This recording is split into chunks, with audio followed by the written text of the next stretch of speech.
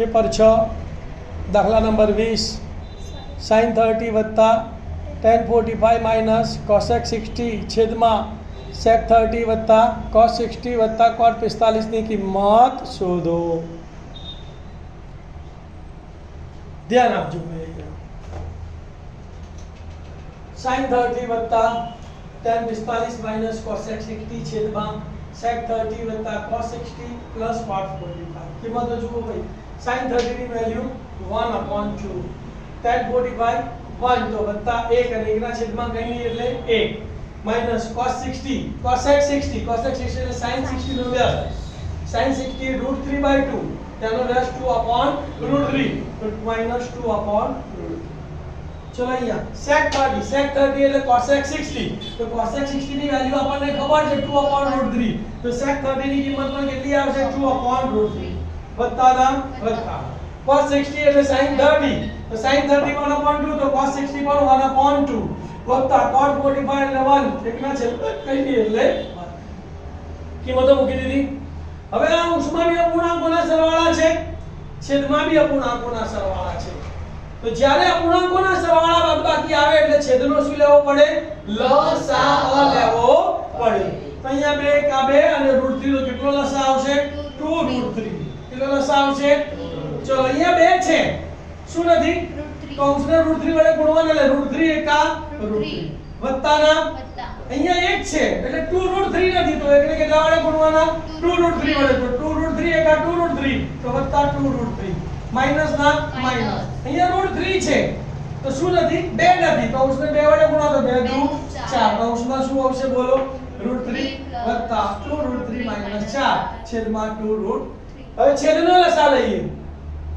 √3 2 અને 1 તો કેટલો લસાઅ આવશે 2√3. ચલો આના છેદમાં √3 છે શું નથી 2 નથી તો અંશને 2 વડે ગુણવાના 2 દુ 4 વત્તાના વત્તા આના છેદમાં 2 છે શું નથી √3 તો આને √3 વડે ગુણવાના √3 એકા √3 તો અહીંયા √3 વત્તા આના છેદમાં 2√3 નથી તો અંશને 2√3 વડે ગુણીશું 2√3 એકા 2√3 તો વત્તા 2√3 લઈ ગયો. સરખો છે ઉડી ગયો. આ 1√3 છે અને આ 2√3 એટલે 2 ને કેટલા થશે 3√3 માઈનસ 4 અહીંયા શું લખીશું 3√3 માઈનસ 4 છેદમાં 4 વત્તા આ 1√3 અને આ 2√3 એટલે 2 ને 3 તો 4 વત્તા 3√3. અંતિમ સ્વરૂપ આવી ગયું.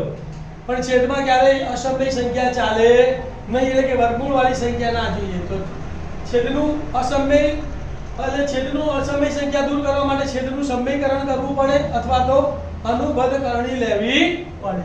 તો પ્લસ ની અનુબદ્ધ કરણી માઈનસ તો છેદની અનુબદ્ધ કરણી લેતા તો પહેલા લખી નાખવાનું 3√3 માઈનસ 4 છેદમાં 4 વત્તા 3√3 લખી કાઢ્યું ગુણ્યા અહીંયા પ્લસ છે તો માઈનસ વડે અંશ અને છેદને ગુણવાના 4 માઈનસ 3√3 છેદમાં 4 માઈનસ 3√3.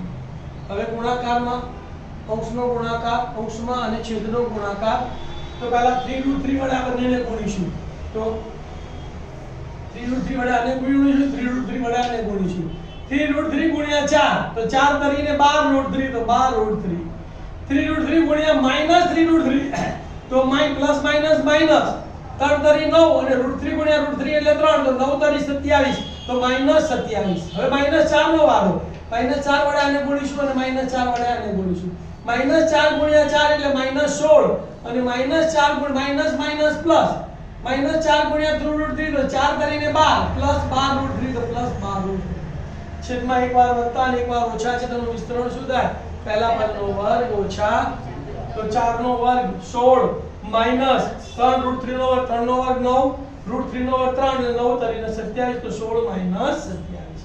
હવે સજાતીય પદોના સરવાળા આ 12√3 છે આ બી 12√3 તો 12 ને 12 24 તો અહીંયા આવશે 24√3. બે ઋણ સંખ્યાનો સરવાળો નિશાની માઈનસ 6 ને 7 13 નો તગડો વધી પડી 1 2 ને 3 ને 4 તો માઈનસ 43 તો અંશમાં શું આવશે 24√3 માઈનસ 43. 16 માંથી 27 જાય એક પ્લસ છે એક માઈનસ છે તો બાદબાકી થશે. મોટી સંખ્યામાંથી નાની સંખ્યા બાદ કરવાની 7 માંથી 6 ગયા તો 1 2 માંથી 1 ગયા તો 1 મોટી સંખ્યા માઈનસ છે એટલે માઈનસ. છેદમાં માઈનસ ના ચાલે એટલે માઈનસ ને ક્યાં લઈ જઈશું ઉપર તો આ માઈનસ ઉપર આવશે તો અંદરની નિશાની બદલાઈ જશે તો આ માઈનસ 24√3 આ માઈનસ છે તો પ્લસ 43 છેદમાં 11. પ્લસ વાળું પદ પહેલા લખીએ અને પછી માઈનસ વાળું લખીએ તો શું થશે 43 માઈનસ 24 √3 43 માઈનસ 24 √3 છેદમાં 11 આપણો જવાબ છે।